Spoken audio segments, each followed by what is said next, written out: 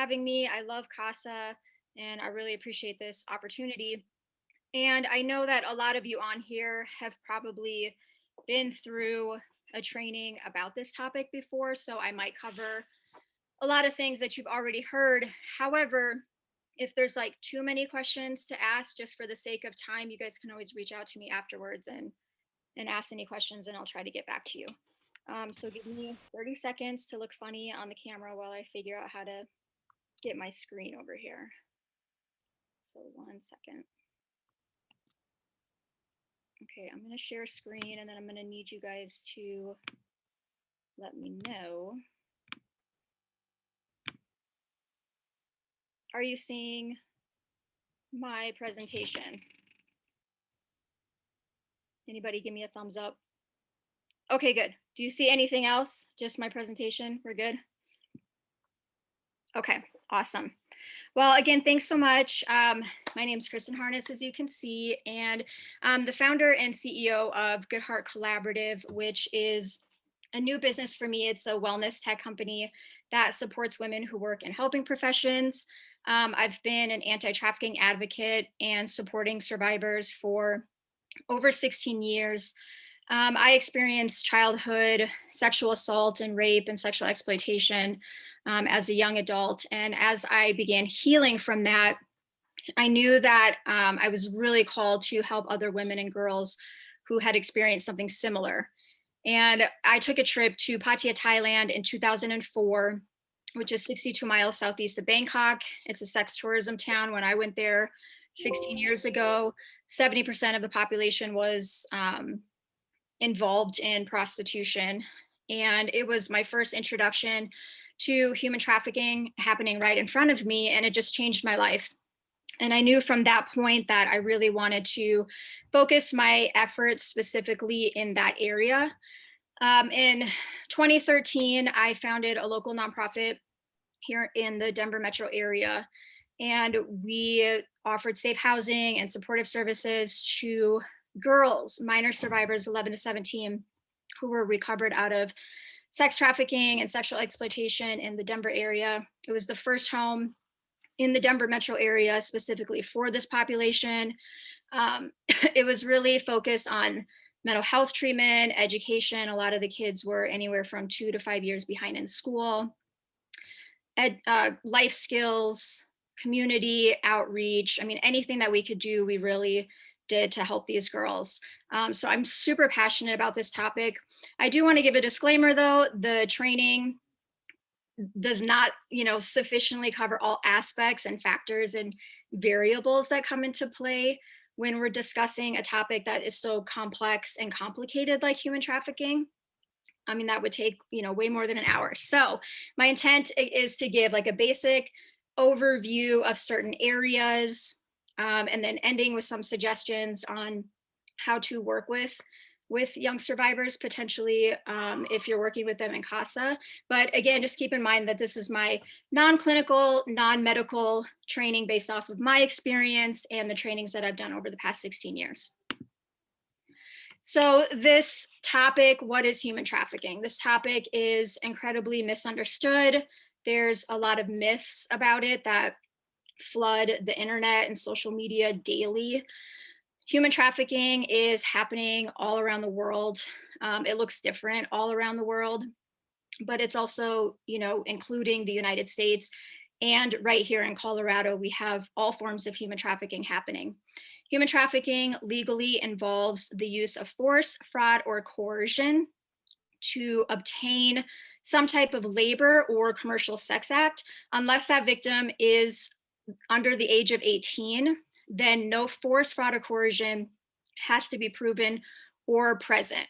So it can happen, like I said, in any community. Victims can be any age, race, gender, nationality. It happens in Highlands Ranch and Jefferson County and Adams County and all around Colorado. So human trafficking, as we know, it's harmful and it's sometimes a deadly crime. It is a criminal act.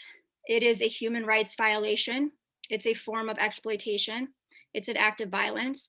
And it is, quite frankly, a public health crisis. every year there are millions of men and women and children that are trafficked worldwide. There's really kind of four main forms of human trafficking. So that's forced labor, debt bondage, child soldiers, and sex trafficking. So kind of those are like the main forms. And then underneath those forms, there's different ways that somebody can be trafficked and exploited within that. This evil crime generates billions of dollars around the world every single year, enslaves millions of people. The consequences of being trafficked, as many of you know and have heard, they are severe, especially if the victim is a child. And I know because I directly worked with children that were victims of trafficking, and it is very severe consequences. Victims suffer many health complications besides things like physical bruises, broken bones. They also suffer things like digestive problems, reproductive complications, emotional instabilities, psychological consequences like complex trauma, mental health issues, PTSD, severe depression, anxiety. And then there's this community stigma, unfortunately, around what happened to them, which we'll talk a little bit more about that later. So remember, when dealing with minors, so 18 or under, which is really important because here at CASA, obviously, we're all pretty much working with children, with minors. No force, fraud, or coercion has to be present or proven. So if a minor is engaged in commercial sex industry in any way, shape, or form, they are considered victims of sex trafficking. And there's no such thing as a child prostitute, and our language really matters. So we can hear that or read that or see that sometimes, like in news articles or people talking about that, but child and prostitute do not go together. Trafficking, as we know, happens all around the world, internationally and domestically, and it actually does not have to involve any type of transportation. So someone can actually be trafficked while staying in the same location, not crossing any borders, not leaving a location, not leaving a house. There does not have to be transportation for it to actually be trafficking. Different types of human trafficking, as you can see here on the list. It's really important to understand the truth about the different forms and types of human trafficking. This list that I have here is actually not an exhaustive list. But trafficking typically is not what we're seeing in real life. It's not what we're seeing in the movies. So it's important for us to understand what it looks like in real life. Otherwise, we're going to miss it when it's right in front of us. And so trafficking can look a variety of ways. And that's exactly why it can be so difficult to identify or label as trafficking. It really is a crime, again, that is happening around us, but it goes unnoticed and it goes unidentified, or it's misidentified. And it's not just something, as I've said tons of times already on this, it happens in all the different neighborhoods. It's not just overseas, but it also is not just happening in big cities or in poverty-stricken neighborhoods. It can be in wealthy neighborhoods and anywhere in between. It's important for the children around us and in our lives that we understand, as the adults in their life, that we understand the truth of this horrific crime as it is, and start exposing the myths and making a difference. Because that is what is going to make a difference, is when we actually know the truth. And if we look at this list here, we can see that trafficking happens in so many different ways. In familial trafficking, children and youth really need to be taught that their bodies are not for sale, and that the abuse that they're going through at the hands of a parent or somebody, that a family member or somebody that who should be protecting them and that they should trust, that is wrong and it's a crime. Because when it happens within families, and I'll talk about this in a little bit, it can be hard for the child to distinguish that this is something that should not be happening to them. Human trafficking is unfortunately a booming business right here in Colorado. It is a crime, it's an organized crime, and it makes a lot of money, and there's a lot of money being exchanged. So I put this quote on here because I thought it was really important to come from somebody who we trust and who really works with this in Colorado. But, gaining relevant and accurate numbers can be difficult due to the underground kind of dark nature of this crime. So I'm actually not going to share a bunch of statistics or numbers. I'm going to share some, but not a lot, because quite frankly, any of those numbers you would see are low anyways because of the being underreported. And quite frankly, in my opinion, if one child is being trafficked, like, this training is relevant. So, but I do want to share that quotes like this from people around us so you can see that this is really serious. So trafficking and abuse, many people will ask the difference between, trafficking versus exploitation versus child sexual abuse, which are understandable, questions. And there are differences that I'm going to go over a little bit. And so please note too that according to Colorado law, sex trafficking of a minor is now considered child abuse. And what that means now is human services or social services can offer services to these children and their families on behalf of the county. So interestingly enough, it wasn't considered child abuse until, I don't know when it was, maybe 2016 or 2017. I'd have to double check. But so it's good that it is actually considered child abuse now because there are services for these minor victims. So here's a diagram that I got from a GEMS training, which is an organization out of New York. But it really kind of illustrates how these forms of abuse overlap with each other. So as you can see, when it comes to trafficking, that typically means that there's money or something of value that's being exchanged for that sexual activity. Again, so that could be a pimp or a trafficker gaining something or in exchange for something between that victim and the buyer. Or as I would like to call them, child rapists. Let's just be real. And so typically there's a third party that's profiting off of that exploitation. And so that's what would make it trafficking. But as I'll talk about in a little bit too, there can also be survival sex that minors will engage in, especially if they're homeless or on the run. And that it also is considered sex trafficking. So here's just a definition of childhood sexual abuse, which I know we went over when we were training to be a CASA. And then sexual exploitation of children, that's taking advantage, of that imbalance of power between an adult and a youth or a child under the age of 18 for sexual pleasure. And again, when there's sexual activity exchanged for money, goods, services, a place to stay for tonight, food, whatever that is, a cell phone, or even the promise of those goods to the child, between the child and the trafficker, then that is where it's sexual exploitation and trafficking. Now, commercial sexual exploitation, this is a short list of how commercial sexual exploitation and trafficking of children can and does happen, and that's here in Colorado as well as just around the United States. But believe it or not, there are brothels around Colorado, sometimes in some of the nicest neighborhoods that you would never suspect this happening.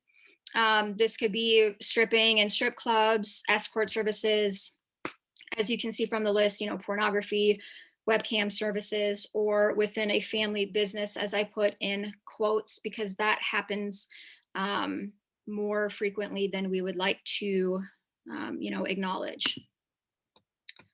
So ways youth become victims of sex trafficking. So again, here's kind of a list. It's not exhaustive, but these are pretty common ways.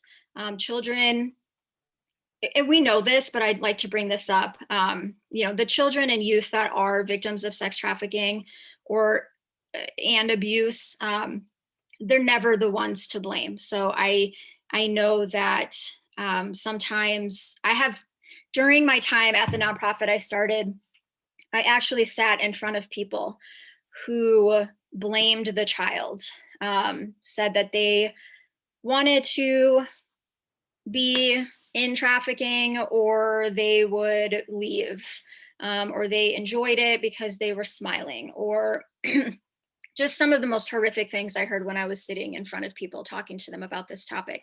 And it's just a reminder that it doesn't matter what it looks like from our perspective, that a victim never deserves to be abused in any way, shape, or form. And I think all of you guys understand that because of the training that you've been through. And I don't think you'd be a CASA if you didn't have that mindset.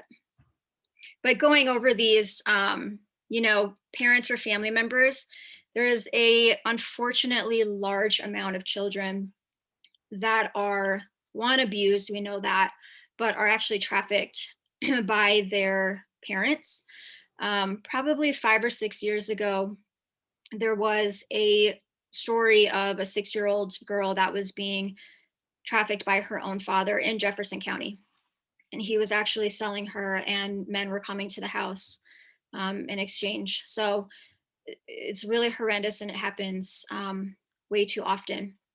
Gang involvement is actually a really big way that it's happening in Denver as well, and it's a growing way. So, and gangs have found, and you've probably heard this saying before, but you can sell drugs, you can sell a drug one time, but you can sell a person over and over again. And so a lot of gangs are using people, cousins, sisters, brothers, and selling them instead of drugs within the gang. Peer recruitment, neighborhoods, schools, churches, anywhere there's youth, internet, social media, which we'll talk about in a little bit, is one of the top ways. And then also, foster care involvement. And that's important to bring up here because a lot of kiddos who have been involved in foster care or are even involved in foster care have gone through trafficking. And a few years ago, I met with one of the women who was kind of the head honcho with the Human Services Department over Colorado, who's over licensing because our safe home was licensed by them. And she wanted us to come out and do trainings in like the 280 group homes and foster homes that they monitor, because she said that she knew that there was trafficking happening within those homes. So that was really disturbing to know that kids are actually being trafficked within the foster homes. So identifying vulnerable youth. These are just some characteristics of trafficked youth. So again, just because like they might meet these certain things doesn't mean that automatically that they're trafficked. So while it is true that really any child can be a victim of trafficking, there are definitely common vulnerabilities that take place within the life of a child that makes them more vulnerable to being trafficked or being approached by a trafficker. You've probably heard this if you've taken training, but the average age of entry into the commercial sex industry is 12 to 14 years old. So really, really young kids.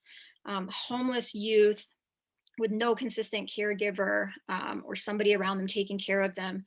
Homeless youth are probably also like some of the most at risk, because if you think about it, and runaways. So if you think about it, you have a teen, a 14-year-old girl, most likely having some kind of issue at home, although not always. It could just be that they had a fight with their mom or dad over something silly and they ran away from home and excuse me, ran away from home. Now they're homeless or on the street. They don't have money. They don't have food. They don't have shelter.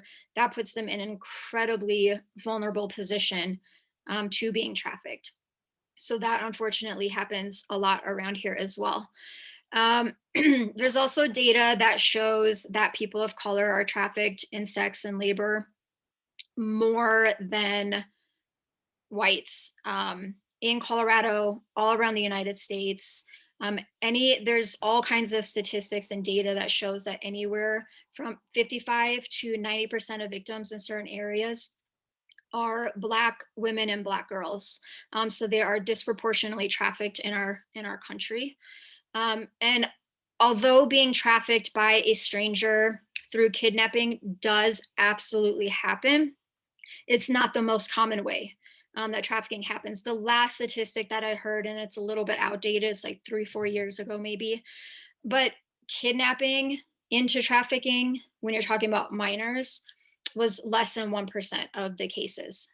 So that does happen, but not very often. Some more characteristics of trafficked youth. minimal social or community support, abuse or neglect in the home, or prior victimization. We'll talk about this in a little bit, but like the mass majority of the kiddos who were victimized through sex trafficking have prior victimization and past history of sexual abuse. Unstable home environments, economic instability. One study that I did, and I'll add the references at the end of this when I send it out, but 64% of the trafficked youth reported severe conflict with their parents. LGBTQ plus youth have experienced rejection from families, so that puts them in a very vulnerable situation where they're up to 5 times more likely to actually be trafficked. Immigration status, and then physical and mental disabilities. Like I said, multiple studies show that anywhere between 80 and 90% plus of victims of sex trafficking have a history of childhood sexual abuse. And so this graph I wanted to put on here because it shows that continuum of sexual abuse. So a lot of times it's not like just starting out with this child being trafficked. There was a continuum of that abuse. And, again, prior victimization is very common with sex trafficking survivors. So we have to remember, like, long before they were even trafficked or commercially exploited, bought and sold for sex, they experienced physical and sexual abuse. So they have layers and layers of this trauma and this abuse that they've gone through, again, before they were even trafficked. So this has created like just a really vulnerable child, which unfortunately makes abusing them easier and more familiar to that child because they're familiar with abuse in their life. And so it follows them as they continue.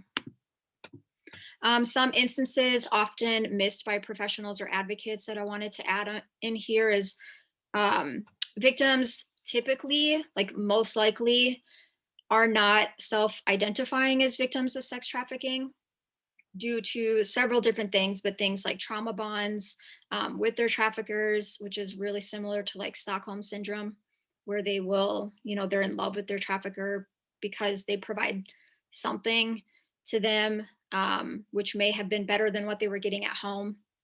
And we'll talk about that more later. But so it's super important that, again, the adults, these adults in their lives, are able to recognize the signs and know how to respond in a safe and trauma-informed way. And one major indicator that often goes unnoticed is that talking about survival sex. So it's where a child or a youth is trading sexual favors or images for goods in return. So it's just a reminder, again, that sex trafficking doesn't necessarily have to involve a pimp or a trafficker in order for it to be considered sex trafficking. Some possible indicators of trafficking. Again, there's no definite, symptoms or behaviors by which to identify a person who's been trafficked. So there's not like this checklist, and if they check all the boxes, they've been trafficked, or if they haven't checked all the boxes, they're not trafficked. But if you look at these indicators, these red flags, if they meet any, kind of anywhere from 3 or more, this is how we would look at it when we were working through the nonprofit, any 3 or more of these occurring in the child's life is really a strong indicator and red flag that that child may be a victim of trafficking. So these are things to watch out for. Inability to attend school on a regular basis. Also, if you're like a teacher or you're just around kids or youth for your profession, these are super important to think about.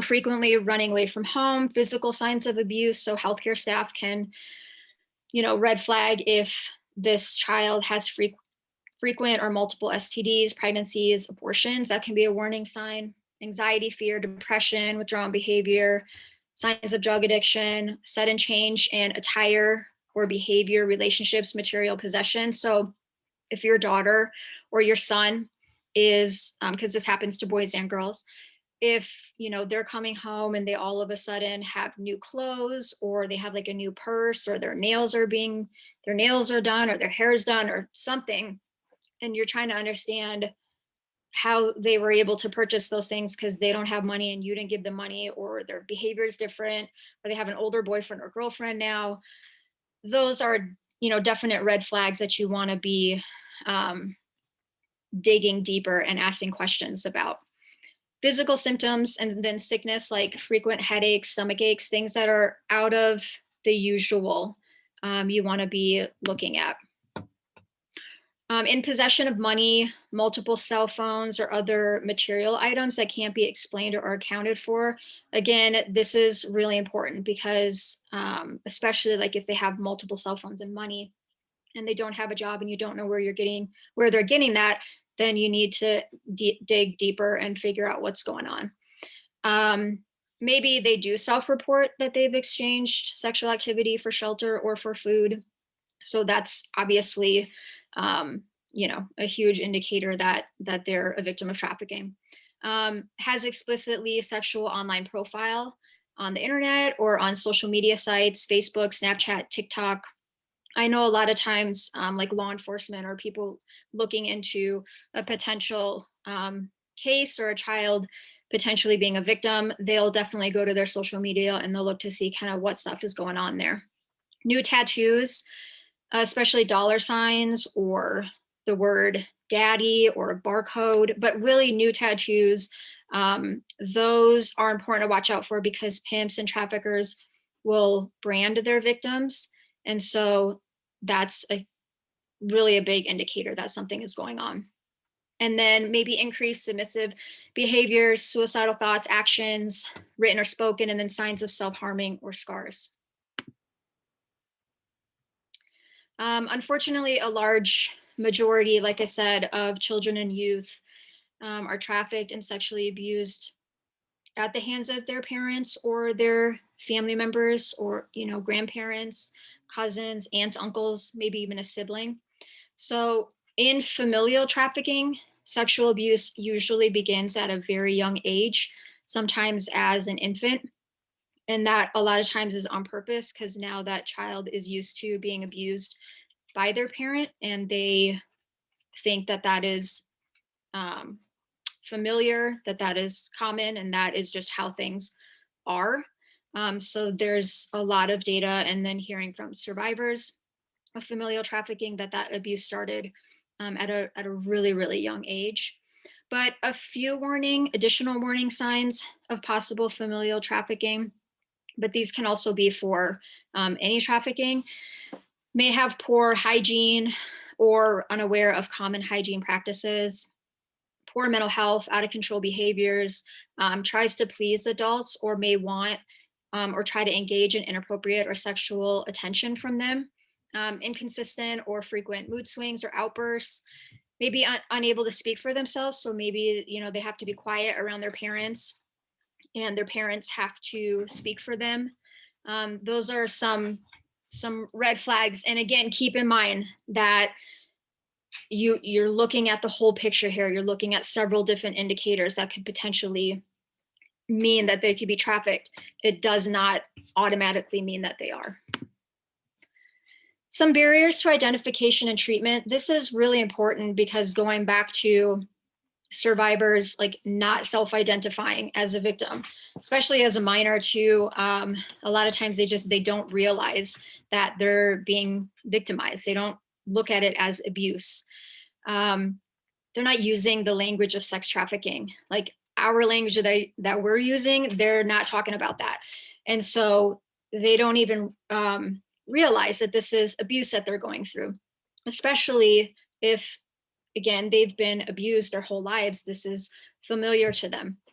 And so there's a lot of barriers to identification and treatment. That's why, unfortunately, a lot of kids go unidentified as that or unnoticed, and they don't get the services that they actually need. So I wanted to bring a few of these up because the trauma, caused by the traffickers is just so great and so deep on so many levels that, again, they don't know their victims. They're not going to ask for help. You don't ask for help if you're a victim anyways. And so, they can be reluctant to disclose a history of trafficking due to some of these factors. So a sense of shame, there's just a lot of shame that they carry when they've gone through something like that. Trauma bonds with their trafficker. Again, that idea that their trafficker is not entirely a monster to them.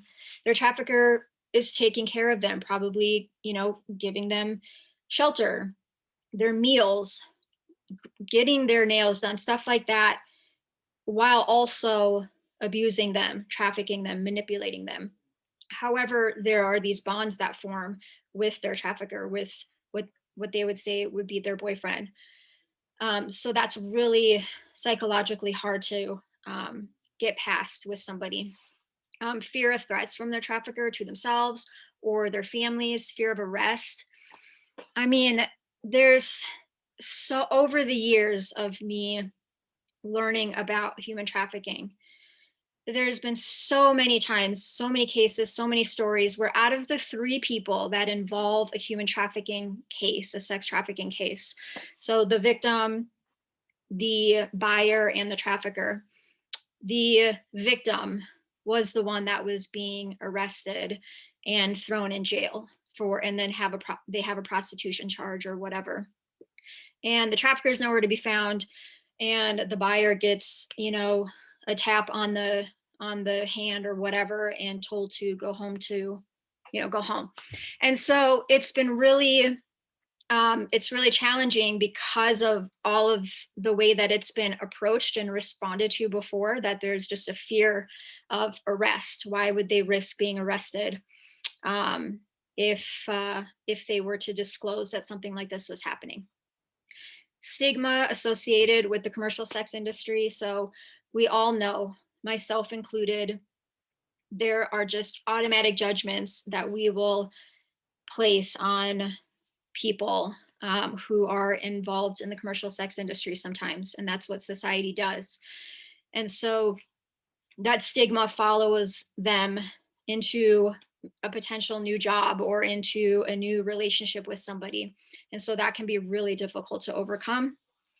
Inability to recognize, again, that they're a victim, anxiety associated with discussing traumatic experiences. I mean, for any of us who've been through something traumatic, it's really difficult to share that information, especially when we're not ready, especially when we don't understand that we've been victimized, stuff like that. And then also feeling like they don't have any better options. So if you've seen any of these warning signs, again, I feel like, if you're a lot like me, like once you hear them, once you see them, you kind of just like can't stop. You can't just erase them from your mind. Like you're going to be looking now. So I hope that you are. So if you notice any of these warning signs, there are things that you want to do and things that you don't want to do. There are ways to respond. So I do like to bring this up.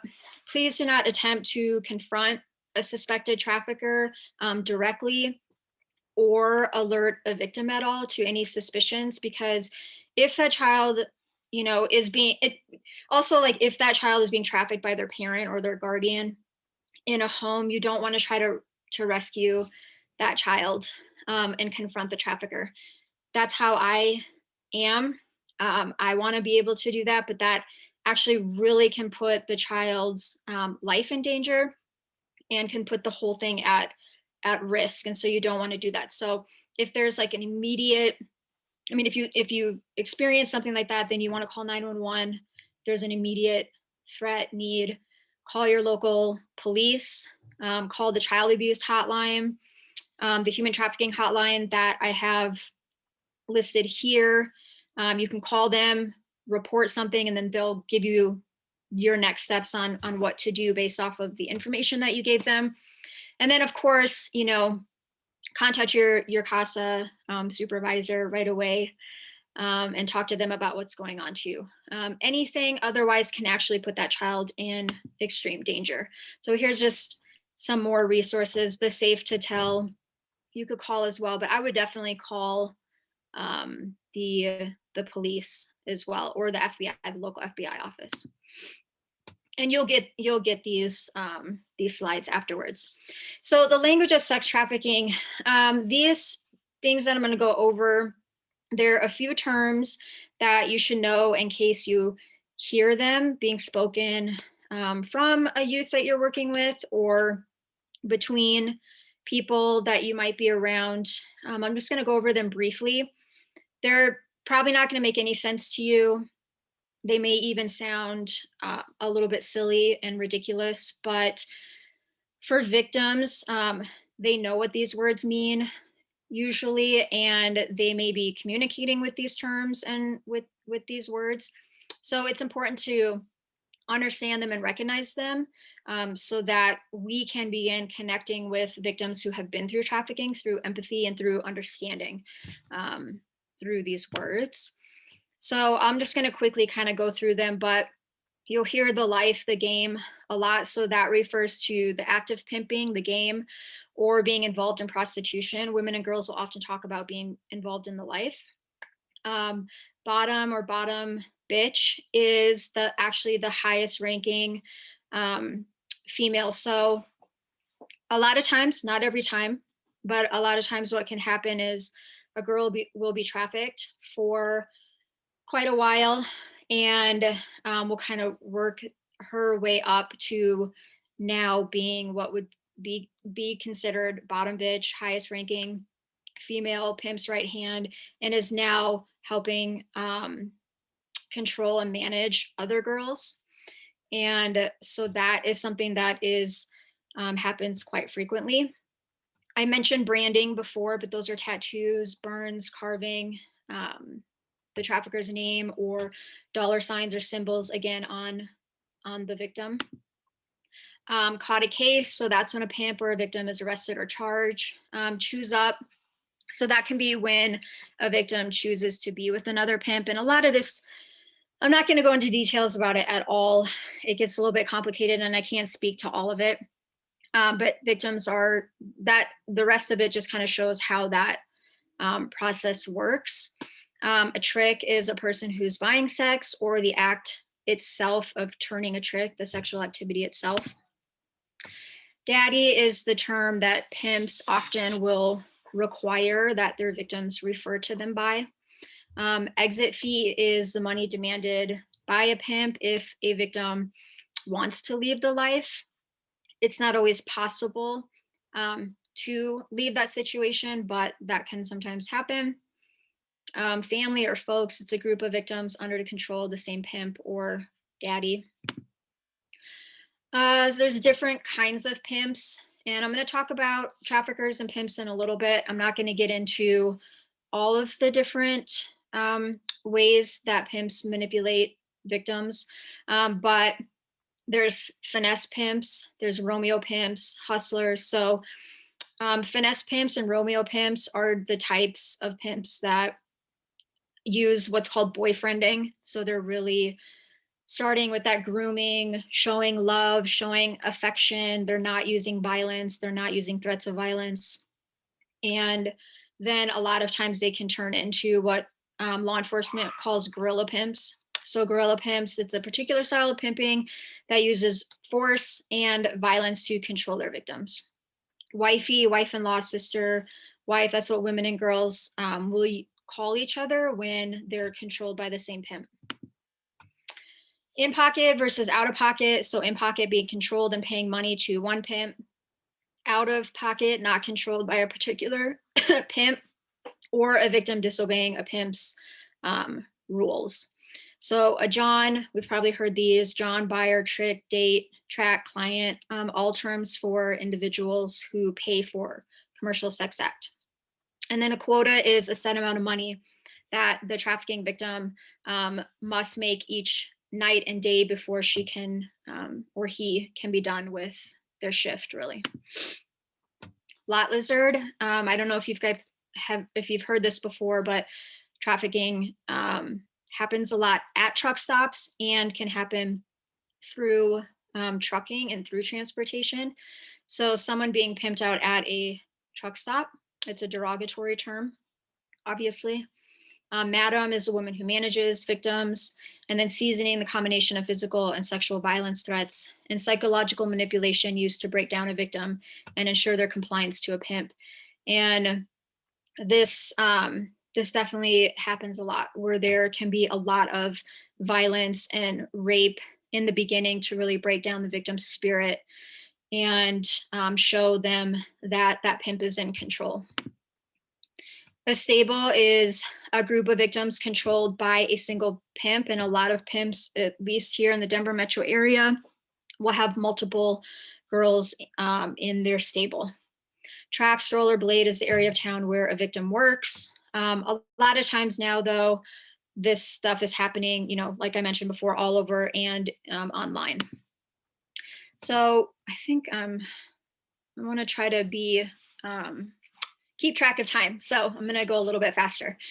How are youth recruited? It can be really tough to understand how there are so many youth being victimized by sex trafficking around us, or why a youth or a child would even do what a trafficker says or get involved in that and then not call the police or not tell an adult. We'll talk about this a little bit later, but the simple fact that these are children, they're not fully mature, going back to their past histories of abuse, maybe they're behind in school, all these different things that make them incredibly vulnerable to predators. And traffickers, again, they're not typically looking like monsters or abusers. They can be good looking, they can be charming. Again, going back to that finesse pimp, that Romeo pimp, safe looking, safe sounding. And they use a lot of grooming tactics to get their victims hooked emotionally and psychologically. I don't know if you guys are familiar, if you recognize these faces at all, but Brock Franklin there, he was a convicted child sex trafficker here in Colorado, and he ran a child and adult sex trafficking ring, and he was sentenced to 472 years in prison in 2017, which is the longest sentence for a human trafficking case in US history. So that's pretty amazing. And the stat that I have at the top, the 300 identified pimps in Denver, disclaimer, that is an older stat that I got when I went to a law enforcement FBI training a few years ago. But I wanted to leave that up there because to even think that there are 300 identified pimps in Denver alone was really disturbing to me. And then going back to that word stable, that a lot of these pimps will have multiple girls in their stable. And this isn't even including pimps that are not identified. There are many hundreds of apps out there that children and youth are using every single day. It just like boggles my mind. There's literally hundreds. And on the phones, they can even look like a calculator or something that looks really normal and innocent. But it's an app where they're talking to anybody, they're secretly chatting, and they have traffickers and perpetrators have full access to that child through that app. So they connect with that child through the app, through social media. They try to get to know their life through their posts. They want to know their pain points, their frustrations, whether they're having fights at home with their parents, their desires, their dreams. That's the information that the traffickers are trying to gather from these kids. And they want to use that information to try to exploit them. So for example, if a young girl is talking about how she hates her dad because he doesn't let her do something, or he's never around, then that trafficker can use that information and respond by soothing her and trying to act like that father figure that she's looking for. And with all due respect, I know this from my own personal experience, it is not hard to trick, for a better word, groom a young girl into falling in love with you, because young girls, young boys, they're craving attention, especially if they're not getting it at home. They're incredibly vulnerable just because of their age. And it just doesn't take much to connect with that girl. And so traffickers start that grooming process and then eventually end up meeting with them or even finding their exact location through those apps and ending up at their house. So going back to grooming. So traffickers use grooming tactics to get their victims to trust them, to fall in love with them, to protect them.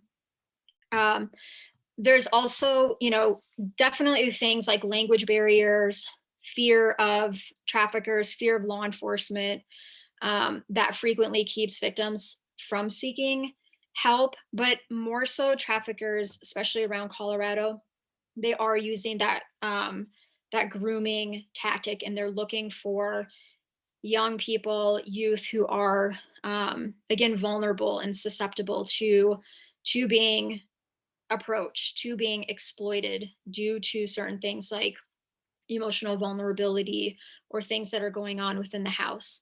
And so you can read this quote here, but they'll start with that seemingly loving and caring relationship with their victim in order to establish that trust. And then it turns into either violence, or a lot of times it's into, hey, I did this for you, now you need to do this for me. And if the victim refuses or doesn't want to, that's where things can again turn violent. Traffickers might use violence, manipulation, false promises of well-paying jobs or romantic relationships to lure victims into trafficking situations. But a lot of times they're not offering bad things. They're offering these kids protection, adventure, love, opportunity, things that all of us want and desire. And so, again, going back to whatever that child or that youth needs, that's what that trafficker will pretend to provide or will provide for them. So, who are traffickers? I'm going to go over this a little bit. Traffickers exploit victims for financial gain. They can be male or female. The majority of them are male, but there are definitely female traffickers. Parents are close friends, as we talked about. They can be the same age as the victim or older. There have been traffickers in the Denver area that were 15, 16 years old. And they may be a former victim of trafficking themselves. There's no single profile really for a trafficker. Traffickers are master manipulators, and that's why victims stay in those abusive relationships. That's why they get caught in those abusive relationships. Traffickers just really know how to manipulate their victim's situation.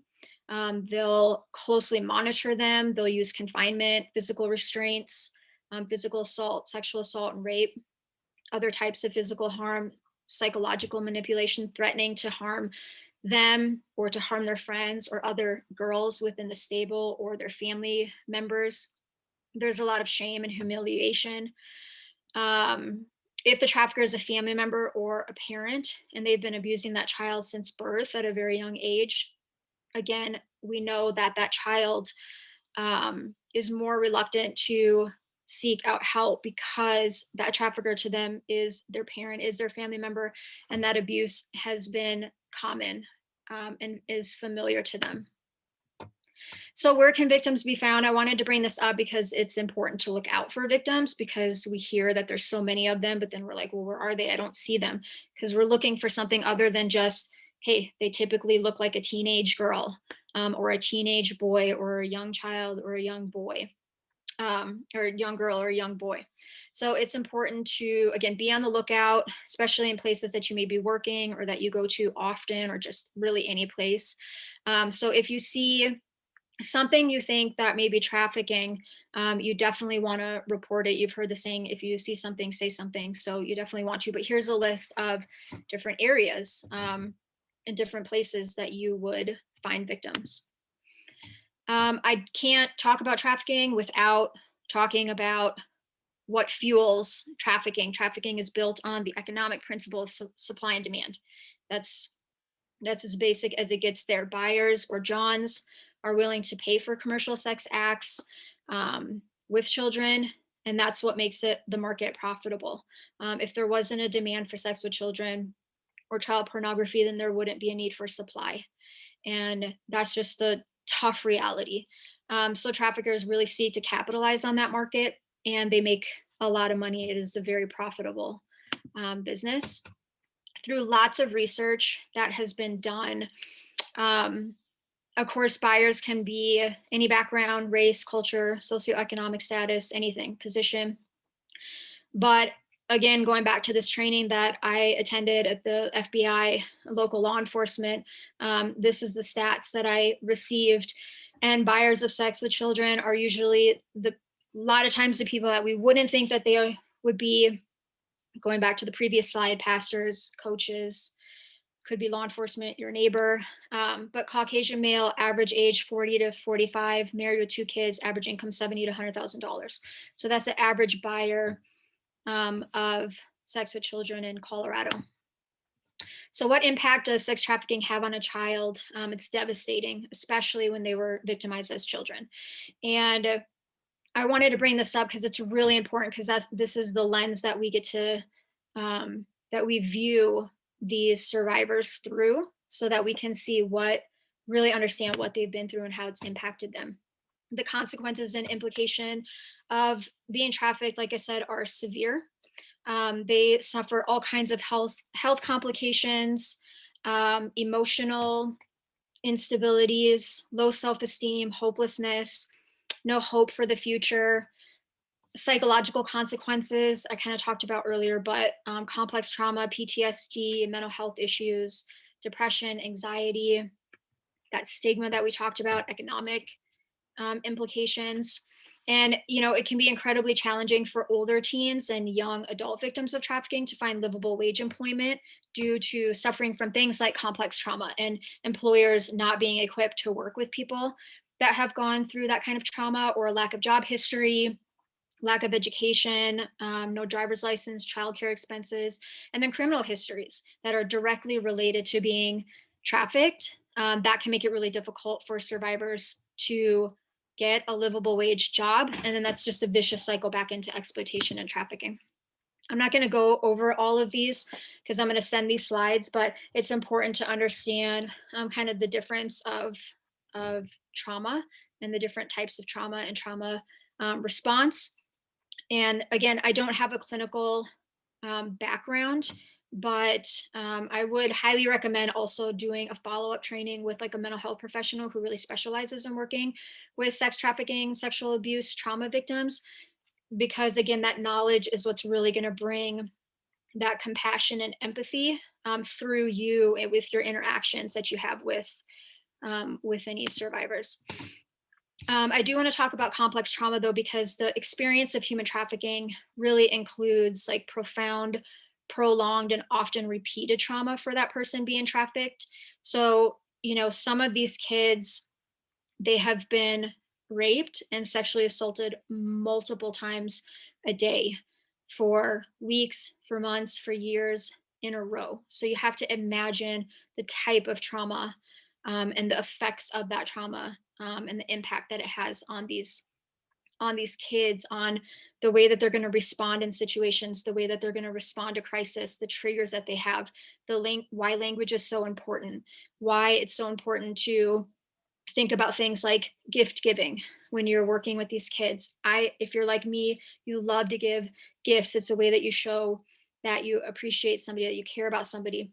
But you have to be careful when you're working with survivors of sex trafficking, because you don't want to cross over into doing any of the tactics that pimps were doing when they were grooming, giving gifts, taking them out places, trying to win over that relationship through those types of ways can actually be triggering and can have the opposite intentions that you have for doing that on a child who's been through this type of experience and trauma.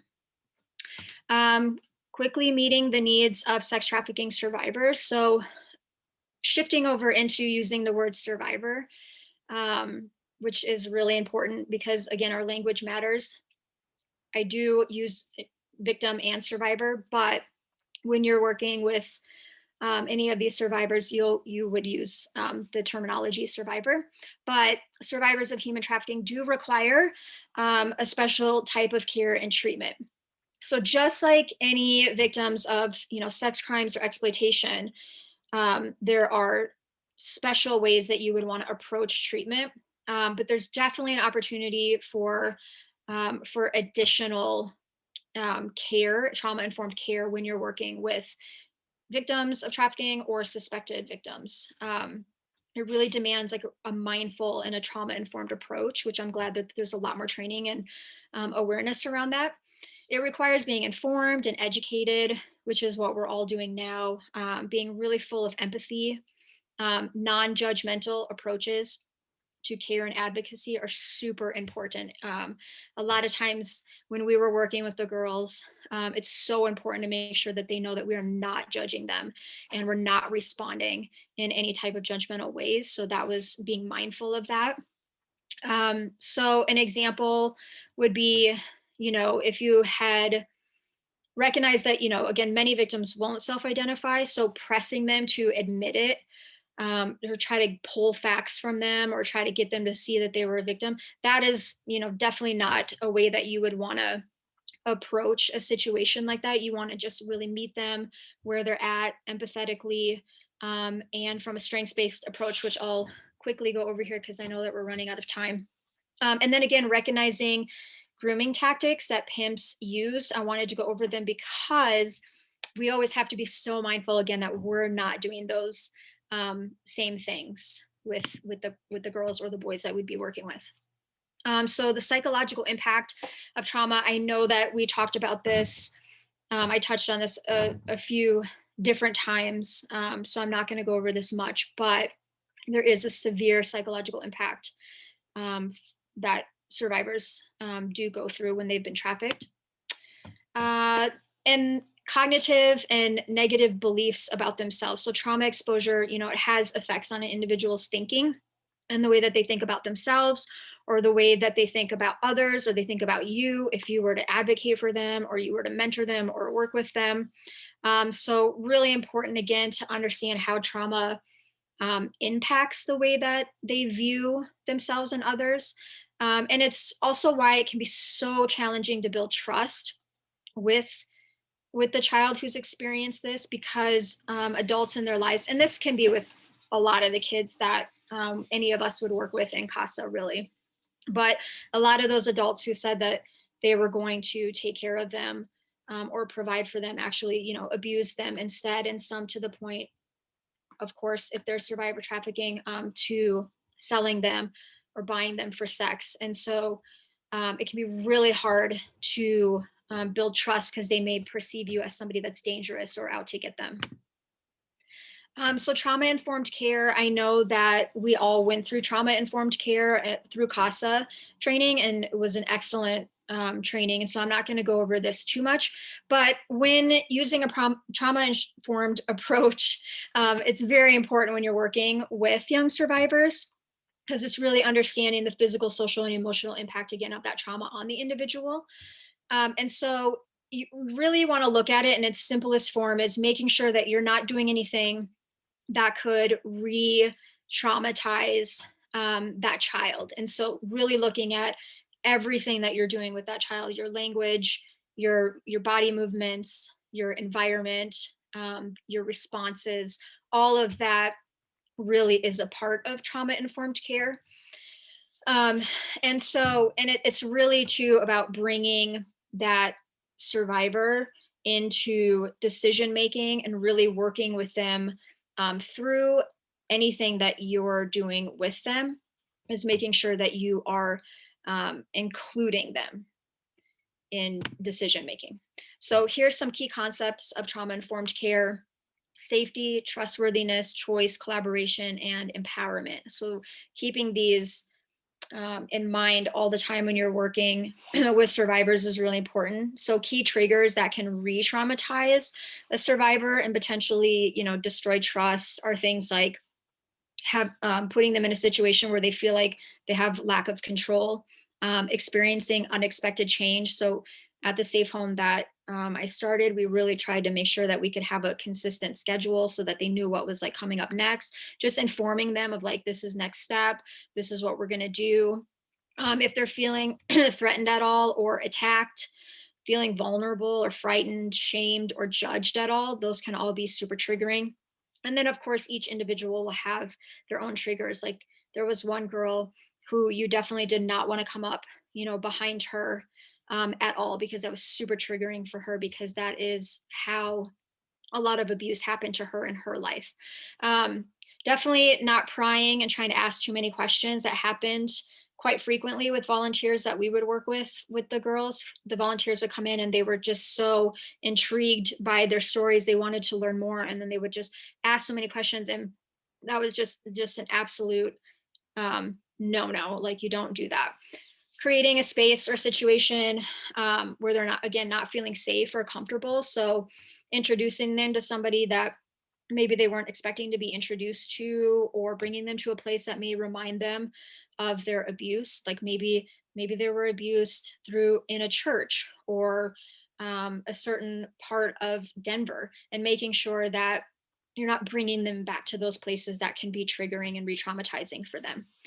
Also, with trauma informed care, when an escalated situation arises with a child or a youth, something that's really important, and I think they even spoke about this in the training that we did. But instead of asking, yourself, what's wrong with this child? What's wrong with them? Asking yourself, what happened to them? And that just changes the whole response to make it very empathetic towards them. And what has happened to them is what they've been through has caused a trauma response that we may not understand. So this approach is really non-punitive and very empathetic. And then just making sure like we're never using punishment or punitive ways of working with these girls, behavior modification, or with boys, behavior modification. That kind of stuff just doesn't work well when you're working with survivors in a trauma informed care way. You don't want to say things like, well, if you're not going to do that, then I'm taking away this privilege, or now we're not going to go do this. Those kind of things can just be super triggering and are going to work against you trying to build a relationship. So strengths based practice, it does require all of us, again, to really focus on the individual strengths and their abilities. So it's pretty self-explanatory, but it does take a lot of intentionality to work in a strengths based approach and way.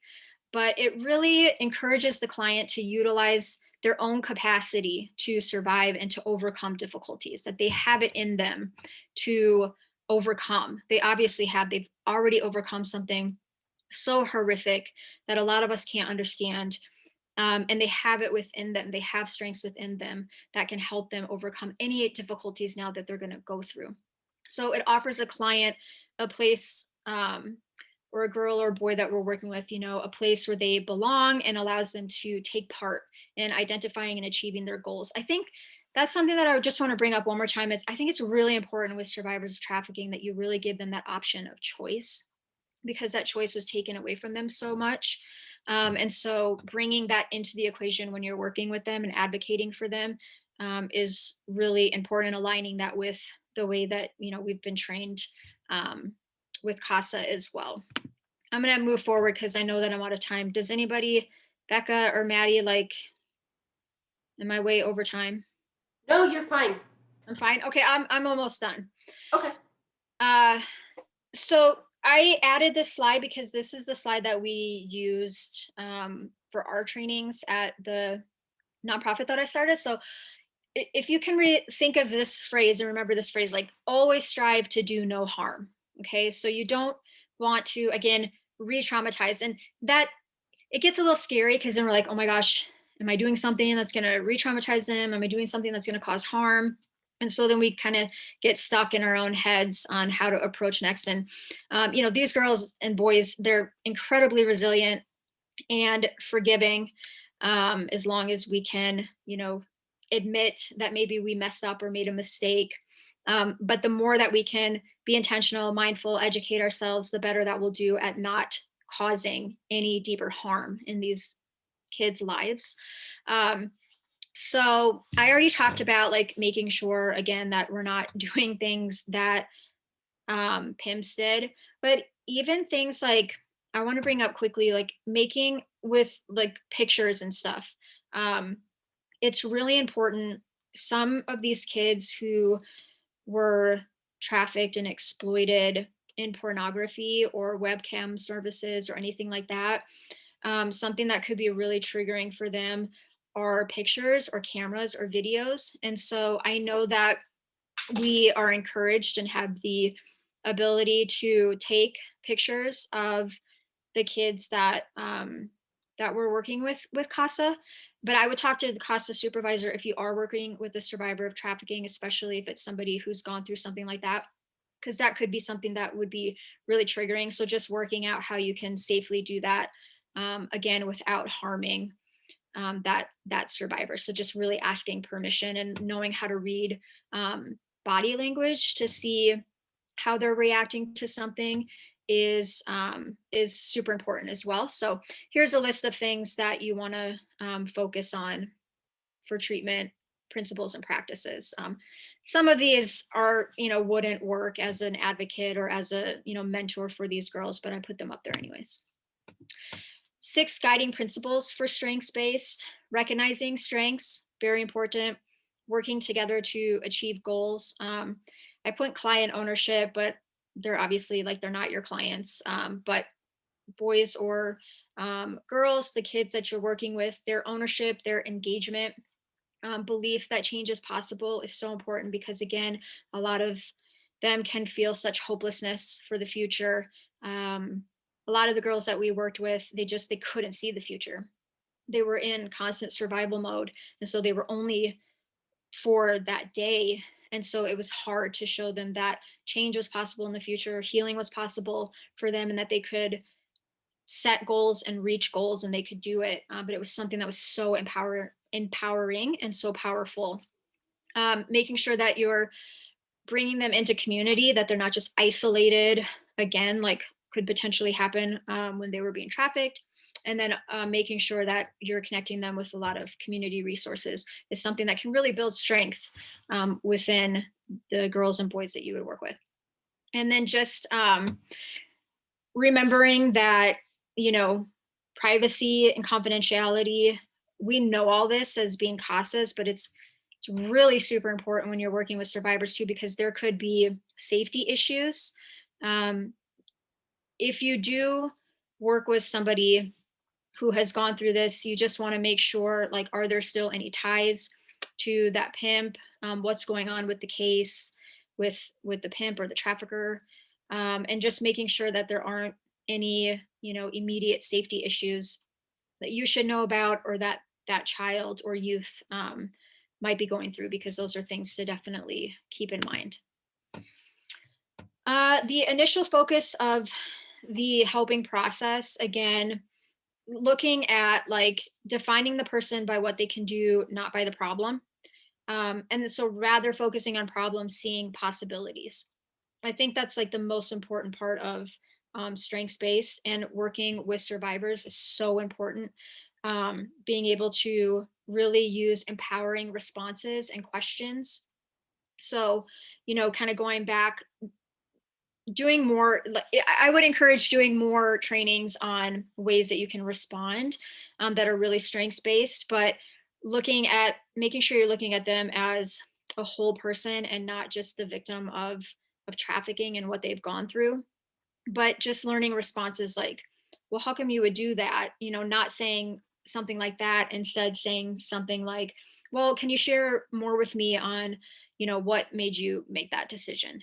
That's something that can be really non-threatening, really empowering, and will help build relationship, not only with survivors of trafficking, but anybody in general, really. So this is just a list of different things that you can look at that would be strengths that you can look at when you're working with. Again, this can be transferable to any child situation, any youth that you would work with. And then working together to achieve goals. If the survivor disagrees with our goals for them, especially when they're a little bit older, then we probably need to work on new goals, processing those goals with them, with their team, because otherwise that can really be interpreted again as manipulation. What the pimp did when they were being trafficked was controlling their life, controlling their goals, controlling their decisions.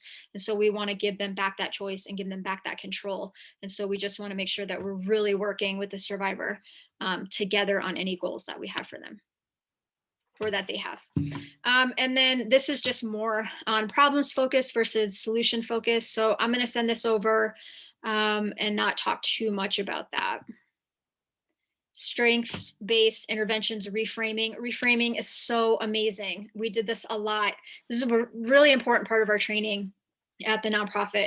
Reframing a phrase again or a response can mean everything when you're connecting and building trust and trying to be a safe place for the kids and the youth that you're working with. So really learning, doing research on how to reframe responses is so important.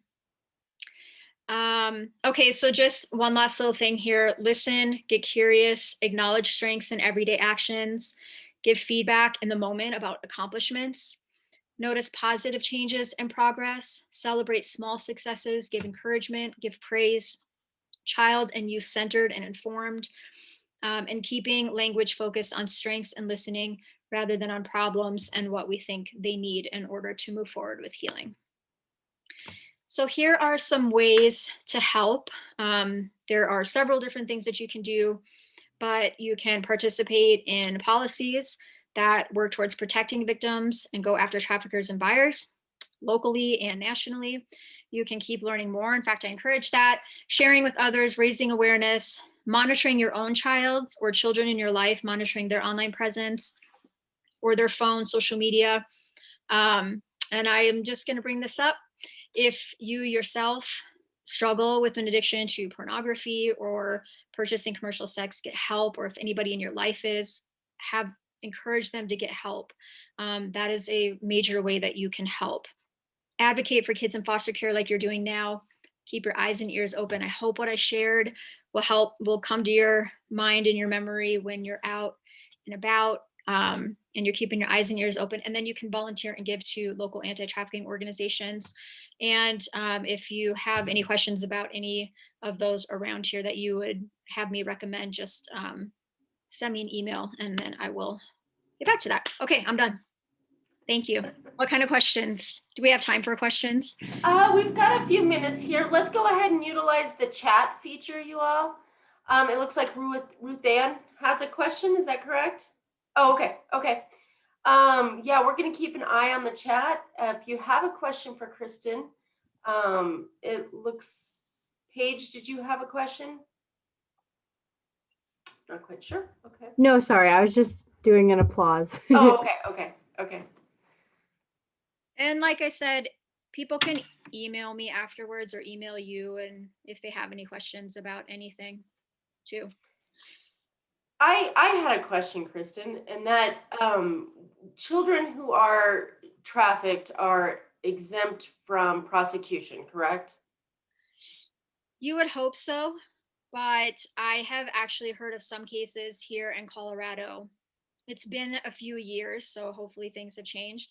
But there were some instances where minors were being charged still with prostitution in some of the counties. So, what I heard is, and don't quote me on this, but what I heard is that even though legally they're a victim, it can be up to the DA or that district, that county, on how they want to move forward with it. Sometimes what complicates things even more is when you go back to that term that I was talking about, bottom bitch. Okay, so you have a higher ranking female, who was trafficked in the beginning and now maybe managing other girls that are being trafficked or other boys that are being trafficked. So now you have somebody who's a victim and can be the perpetrator. So that's where things can get um, kind of a gray area. So it's kind of a yes or no, kind of yes and no type of an answer. Okay, yeah, I was wondering if there was a point at which they rose in the ranks that they are no longer considered a victim or Uh, it's just individualized. This is okay. my opinion on it. It's very individualized, and again, it gets really tricky because when you want to look back on their history of trauma, and you look back on that they were a victim first, and then Mhm. really a lot of times they move into that because it's a way of surviving, right? It's a survival mechanism because now they can be the ones that maybe aren't being trafficked but are managing others. So, but they are now committing a crime. And Okay. so I don't think that there's any like definite in the law, like one, you have to do Gotcha. this and now you've crossed over. Again, I think it's individual and very individualized. Great. Thank you. Yeah. We did have a question. How do you usually catch the traffickers? Ugh. Well, I don't catch any traffickers, but working with law enforcement, obviously there's, sting operations that happen that can take years. Getting traffickers is incredibly difficult for a number of reasons, as I talked about in the training. But when you don't have witnesses or victims who are saying, this is the person that trafficked me, this is, identifying them, I know that it's very challenging for law enforcement or for the people who are actually going after traffickers to identify them. So I'm not qualified enough to really to answer that question, because like I said, based off of what I know, that was, and we worked really closely with law enforcement and with FBI as well, and the counties.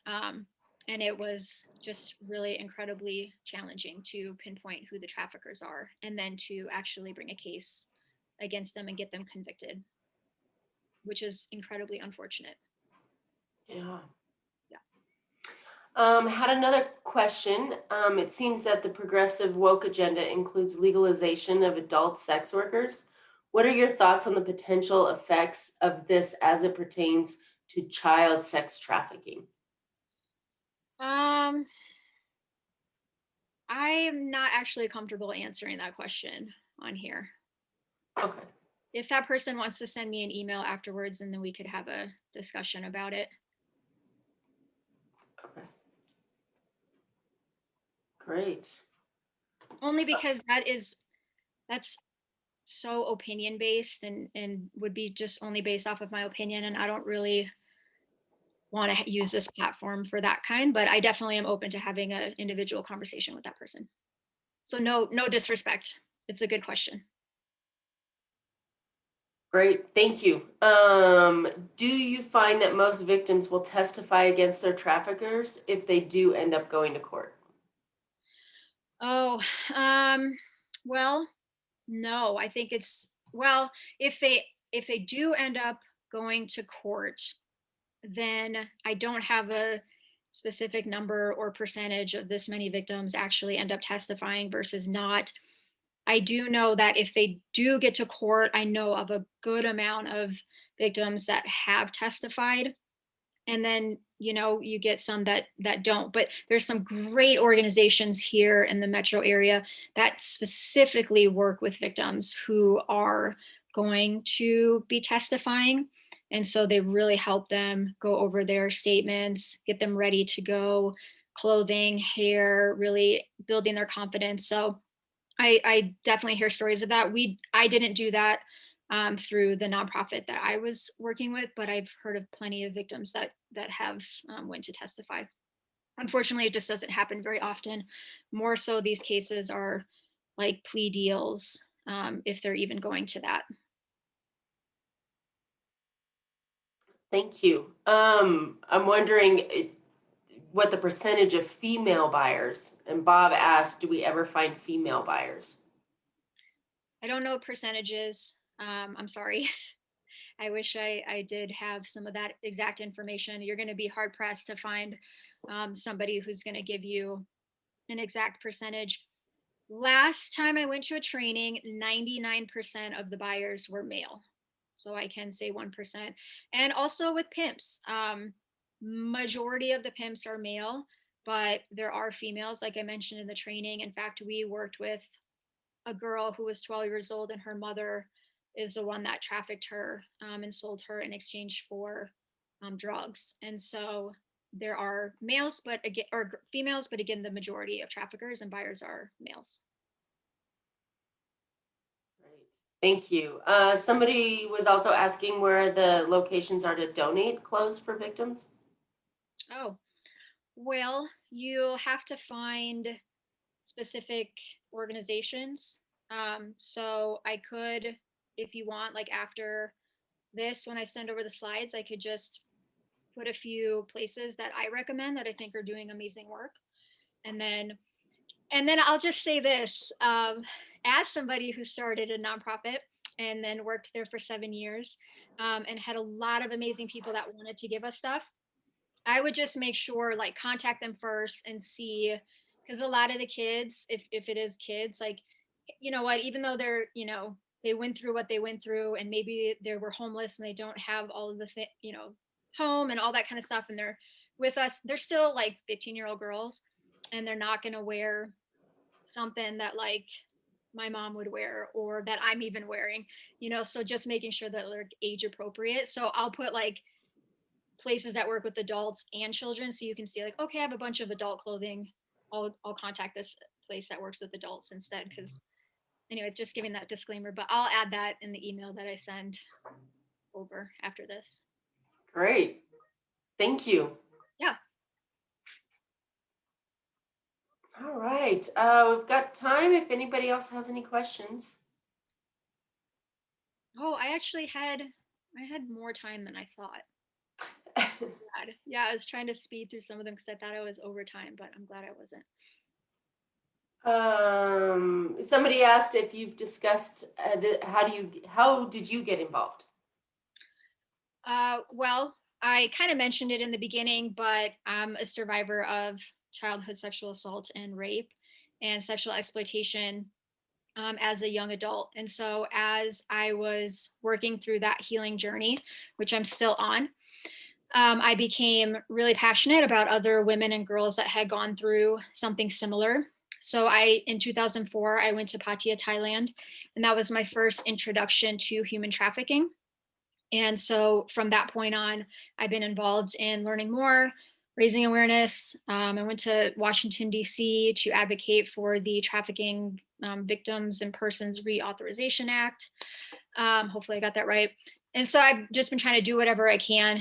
And so through that experience, I found that when I was having meetings with different law enforcement in different counties and FBI around here in Colorado and Denver metro area, like 8, 9 years ago, they kept telling us that there was no place for these young girls who were being recovered out of sex trafficking to go. So they were bringing these girls to jail or leaving them in situations because there's literally no place for them. And so that's how I started. I said that I was going to do something about that. And so gathered the community together, started this organization, opened up the Safe Home. It took like 3 years to open, and then added and expanded and grew and into a really incredible program. So that's kind of my story. So I'm just really passionate about supporting survivors and raising awareness about it for a really big chunk of my life. Yeah, you're incredible. Oh, thanks.